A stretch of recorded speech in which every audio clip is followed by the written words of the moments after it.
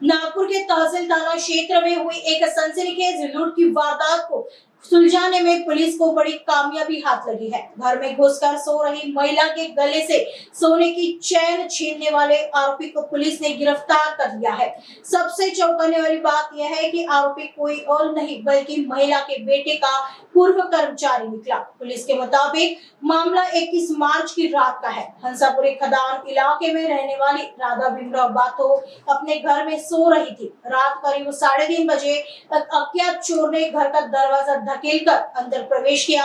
आरोपी ने महिला के दोनों हाथ दबाकर उनके गले से 2 तोले की सोने की चैन झपट ली और फरार हो गया। इस मामले की गुत्थी सुलझाने के लिए नागपुर पुलिस ने इलाके के 50 से ज्यादा सीसीटीवी कैमरों की तलाशी ली। आखिरकार सीसीटीवी फुटेज और तकनीकी जांच के आधार पर आरोपी की पहचान अमित रामदास उइके के रूप में हुई है।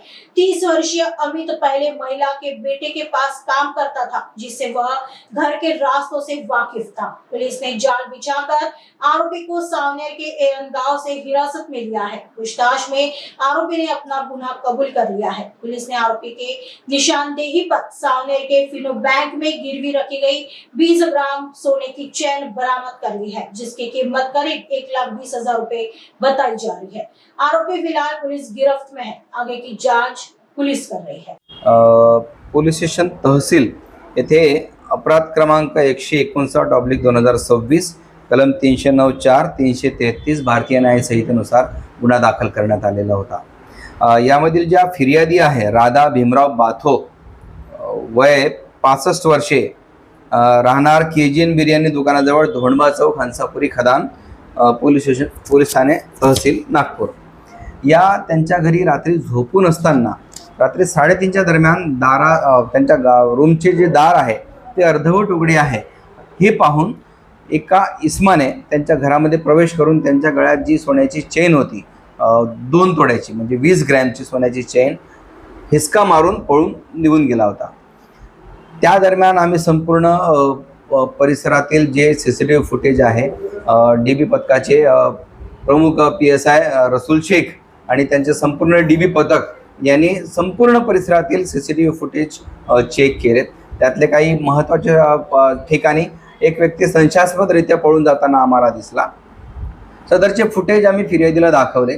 फिर्यादीने असे सांगितलं की फुटेजमधील जी व्यक्ती आहे ती काही दिवसापूर्वी त्यांच्या मुलाच्या दुकानामध्ये, ज्यांच्या मुलाचा समोसे तयार करून विकण्याचा एक व्यवसाय आहे त्याच परिसरामध्ये घराजवळच, आणि तिथे तो काही दिवसापूर्वी कामाला होता, तोच हा व्यक्ती आहे असं त्यांनी सांगितलं होतं।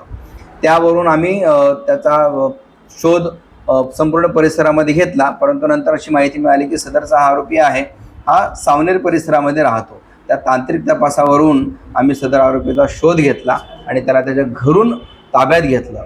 त्याला पोलीस स्टेशनला आणून त्याच्याकडे अधिक चौकशी आणि तपास केला, तेव्हा त्याने त्या सदरचा गुन्हा केल्याचं कबूल केलेलं आहे। आज रोजी आम्ही सदर आरोपीला परवा दिवशी अटक केलेली आहे आणि आज त्याच्याकडून संपूर्ण चोरी गेलेला म्हणजे हिसकावून नेलेला रॉबरीचा जो मुद्देमाल आहे, सोन्याची चेन 20 ग्रॅमची, ती रिकवर केलेली आहे।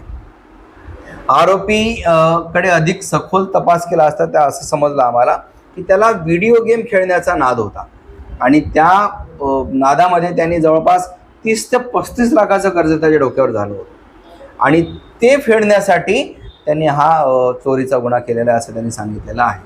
आज रोजी त्याचा MCR करून आम्ही न्यायालयात सादर करत आहोत।